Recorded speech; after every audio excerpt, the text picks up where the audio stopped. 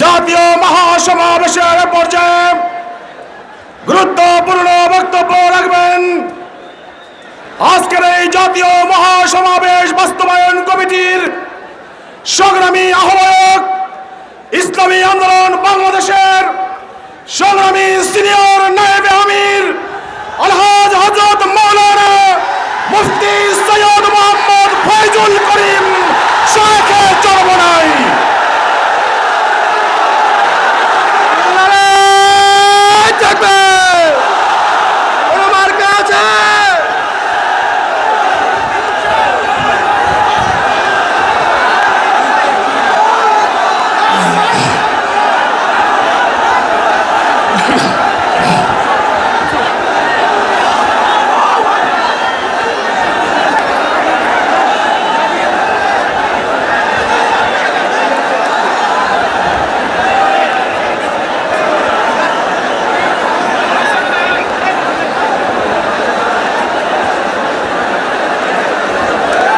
আসসালামু আলাইকুম ওয়া রাহমাতুল্লাহি ওয়া বারাকাতুহু।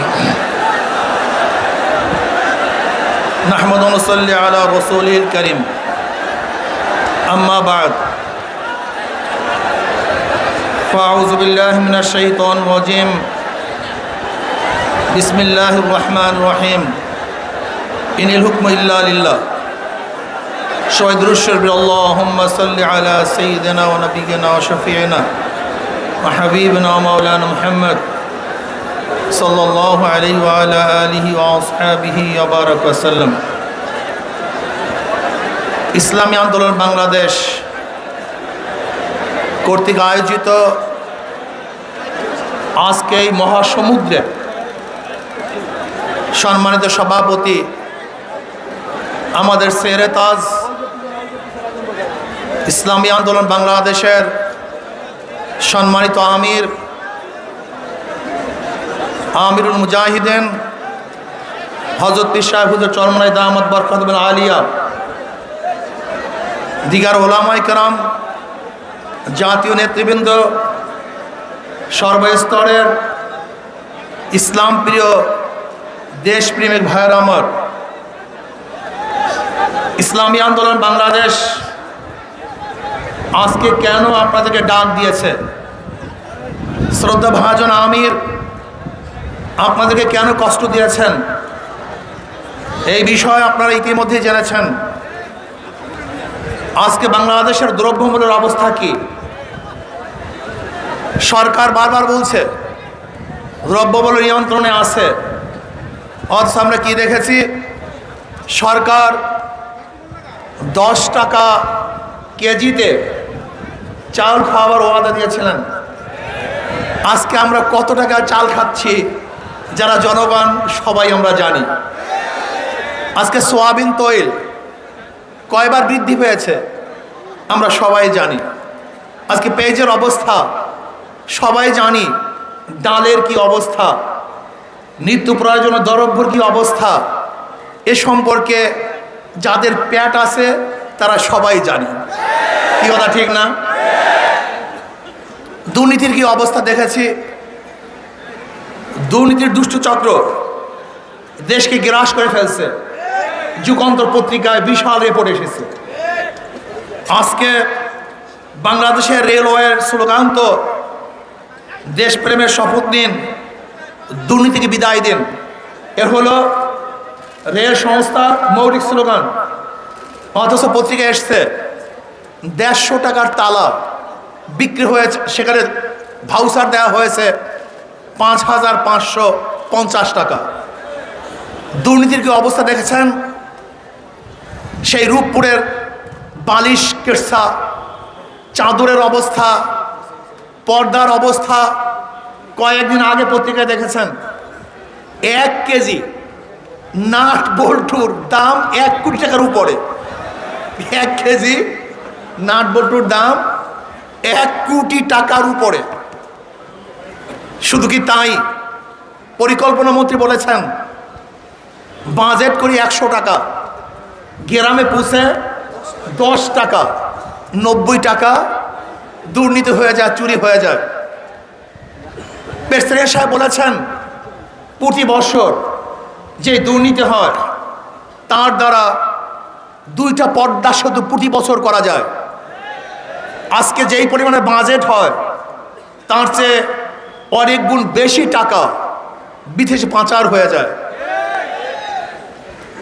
সরকার বারবার বলছে মানুষ না খেয়ে নয়, মানুষ আজকে ভালো আছে, তারা সোনের ঘর, নাড়ার ঘর, পোয়ালের ঘর এখন বানায় না, টিনের ঘর বানায়।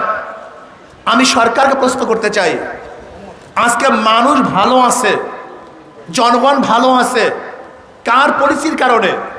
এটা সরকারের পলিসির কারণে নয়, বরং জনগণ নিজের পলিসির কারণে। আপনি কি দেখেছেন বিদেশ থেকে সবচেয়ে বেশি রেমিটেন্স বাংলাদেশে আসে, অথচ সেই বিদেশে যাওয়ার জন্য এদেশের মানুষ এমন কোনো রিস্ক নাই যে রিস্ক তারা নেয় না। তারা সাগরের মধ্যে ডুবতে থাকে, ভাসতে থাকে, মরতে থাকে, তারপরে এত কষ্ট করে বাংলাদেশে তারা টাকা পাঠায়। আমাদের শ্রমজীবী বন্ধুরা বিদেশ থেকে দেশের টাকা পাঠায়, আর আমাদের দেশের সরকারি বাহিনীর পেটুকরা এদেশ থেকে টাকা বিদেশে পাচার করে। আজকে সরকারের কারণে এদেশের উন্নয়ন হয় নাই। প্রমাণ, আজকে গার্মেন্টস খাত যেখান থেকে বেশি টাকা রেমিটেন্স বাংলাদেশে আসে, সেই টাকাগুলির উৎস জনগণ। এদেশের যত মিল ইন্ডাস্ট্রিজ, তার পিছনে উৎস জনগণ। সরকার তো তাদেরকে দাবিয়ে রাখতে চায়, সরকার তো জনগণকে দাবিয়ে রাখতে চায়, কিন্তু জনগণ নিজেদের কারণে দেশকে উন্নয়ন করার জন্য হাজারো রিস্ক তারা গ্রহণ করে। আজকে আপনি যাবেন ইন্ডাস্ট্রিজ করার জন্য, যেখানে তুর্কিস্তানে আপনি যদি পরিকল্পনা নেন যে আমি ইন্ডাস্ট্রিজ করব, শুধু এক টেবিলে আপনার পরিকল্পনার কাগজ জমা দিবেন, ওই সংশ্লিষ্ট সমস্ত মন্ত্রণালয় আপনাকে সেই ইন্ডাস্ট্রিজ করতে যত সহযোগিতা তারা করবে। অথচ বাংলাদেশে যদি আপনি একটা ইন্ডাস্ট্রিজের উদ্যোগ নেন, তাহলে মনে হয় যে আপনার সে বড় পাপই আর কেউ হয় নাই। সবচেয়ে বড় পাপটা আপনি করেছেন। আপনি কেন উদ্যোগ নিয়েছেন? হাজারো টেবিল, শুধু হাজারো টেবিল না, হাজারো ঘুষ এবং দুর্নীতিতে আপনার পরিকল্পনা ভেসে যাবে। আর আপনার দ্বিতীয়বার মনেও করবেন না যে ইন্ডাস্ট্রিজ করবেন। এ হলো দুর্নীতির অবস্থা। সামান্য কিছুটা বর্ণনা রয়েছে। আর ভোট চুরির অবস্থা সম্পর্কে তো আমরা সবাই জানি যে আগে তো ভোট ডাকাতি হতো দিনে, এখন ডাকাতি হয় রাত্রে। আগে তো মানুষ ভোট কেন্দ্র যেত, কিন্তু এখন ভোট কেন্দ্রে যাওয়ার প্রয়োজন নেই, এমনিতেই ভোট হয়ে যায়, জিনেরা ভোট দিয়ে যায়। বাংলাদেশ সরকারকে বলবো, পাকিস্তান সরকার এদেশে উন্নয়নের বহু স্লোগান দিয়েছিল, এইটা করেছি সেইটা করেছি, কিন্তু বাংলাদেশের জনগণ পাকিস্তানের বিরুদ্ধে লড়াই কেন করেছিল? কি কারণ ছিল? শুধু একটাই কারণ, পাকিস্তান সরকার ভোট অধিকারকে রক্ষা করতে পারে নাই, ভোটের মর্যাদা দিতে পারে নাই। যেহেতু ভোটের মর্যাদা দিতে ব্যর্থ হওয়ার কারণে বাংলাদেশের জনগণের যা কিছু আছে, যার কাছে যাহা কিছু আছে, তা নিয়ে পাকিস্তান সরকারের বিরুদ্ধে ঝাঁপিয়ে পড়ছিল এবং শক্তিশালী সরকারকে এদেশ থেকে বিদায় দিতে বাধ্য করেছে। ঠিক আজকেও যদি আপনি আমাদেরকে ভোট অধিকার থেকে বঞ্চিত করেন, ভোট অধিকার রক্ষা না করেন, মর্যাদা না দেন, বাংলাদেশের জনগণের কাছে যা কিছু আছে সব নিয়ে ঝাঁপিয়ে পড়বে। আপনাকে উৎখাত করবে ইনশাআল্লাহ।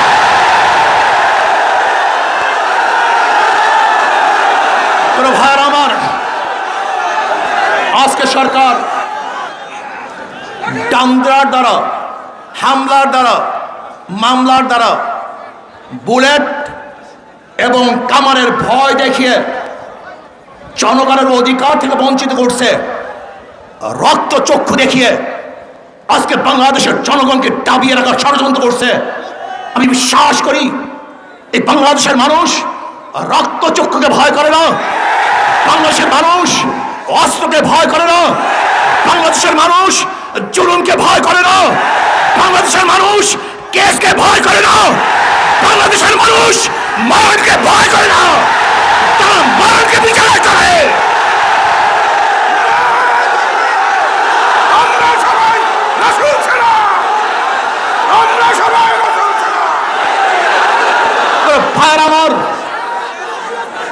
পাকিস্তানের সরকার চেয়েছিল ঘর পুরানোর মাধ্যমে তাদের স্তব্ধ করিয়ে দিবে।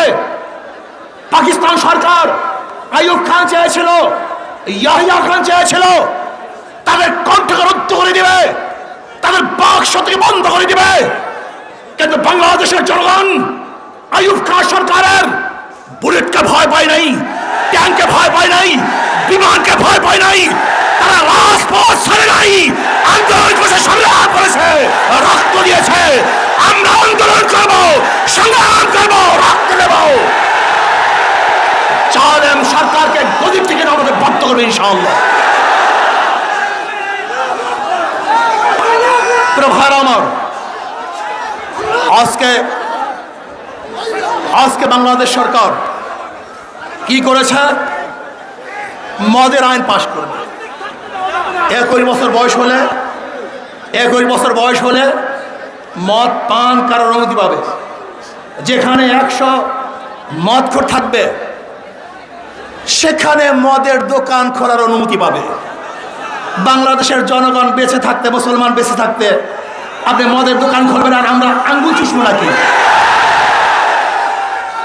আমরা আঙ্গুল চুষবো? কি আজীব মানুষ! হ্যাঁ, অথচ আজকে আমার মাননীয় প্রাইম মিনিস্টারের বাবা শেখ মুজিবুর রহমান সাহেব 72 সংবিধানে মদকে নিষেধ করেছেন। শুধু কি তাই, সে নিষেধ করার পরে তার শ্রদ্ধাভাজন পিতা লুৎফর রহমান সাহেব তিনি কি বললেন? মুজিব, তুমি মদ নিষিদ্ধ করেছ, অথচ আমার মন্ত্রণালয়ে মদ চলছে। তিনি রাগ করলেন, গেলেন মন্ত্রণালয়, সচিবালয়ে গিয়ে দেখেন সেখানে মদ পাওয়া গেছে।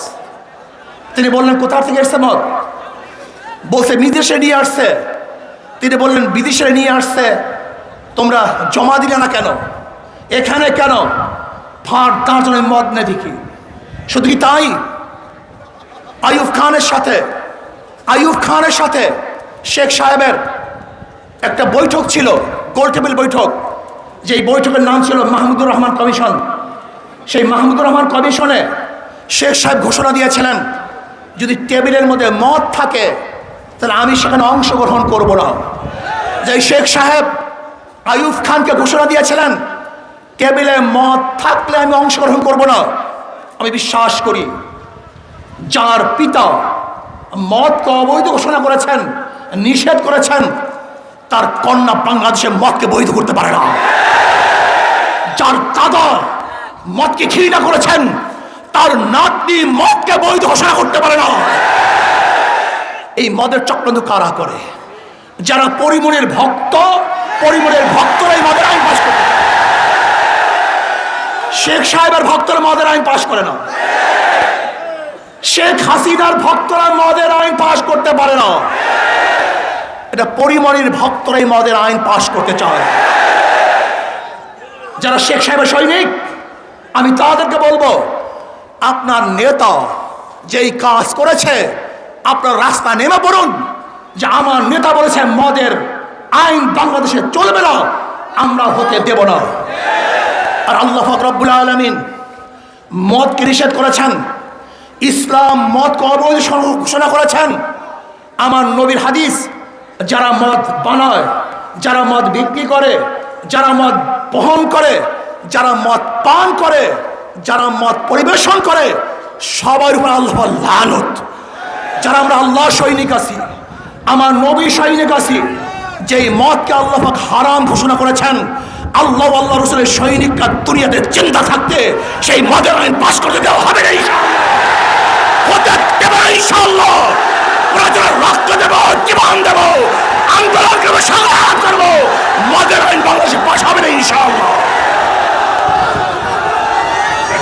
ভাইরা আমার, আজকে ধর্মীয় শিক্ষা সংকোচন করার চক্রান্ত করতেছে। আসলে ধর্মীয় শিক্ষাকে সংকোচন নয়, ধর্মীয় শিক্ষাকে বন্ধ করার চক্রান্ত করতেছে। 92% মুসলমানদের দেশে ধর্মীয় শিক্ষা বন্ধ করার যে চক্রান্ত করতেছেন, এই চক্রান্তকে বন্ধ করুন। যদি আপনি চক্রান্ত বন্ধ করতে না পারেন, তাহলে বাংলাদেশের জনগণ ক্ষিপ্ত হবে, আন্দোলন করবে, সংগ্রাম করবে। অবশ্যই সর্বস্তরে ধর্মীয় শিক্ষাকে বাধ্যতামূলক করতে বাধ্য করবে ইনশাআল্লাহ। প্রিয় ভাইয়েরা আমার, ধর্মীয় শিক্ষা বন্ধ আর সেখানে দারুইনের শিক্ষাকে স্থাপন করার চক্রান্ত করতেছে।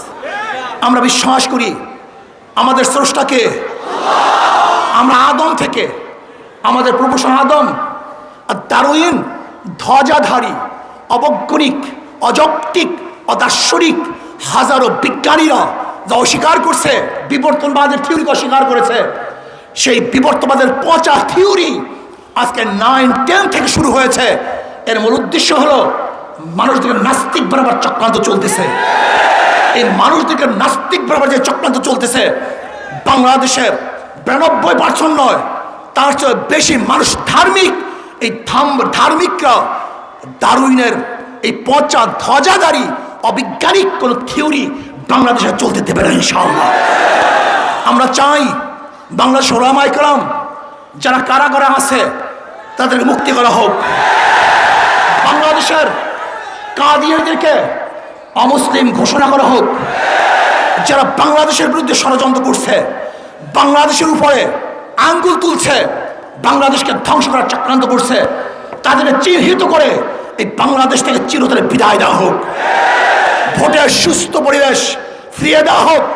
যদি আওয়ামী লীগ সরকার দুর্নীতি বন্ধ করতে ব্যর্থ হয়, মদের আইন বন্ধ করতে যদি ব্যর্থ হয়, যদি আজকে দ্রব্যমূল্যের ঊর্ধ্বগতি ফিরাতে ব্যর্থ হয়, আমরা আহ্বান করছি, বিশ্বাস ছলমনাই আজকে আহ্বান করেছেন, মহাসমাবেশে জানিয়ে দিয়েছেন, যদি সোজা আঙ্গুলে ঘি না ওঠে আমরা আঙ্গুল বাঁকা করতে বাধ্য হবে ইনশাআল্লাহ।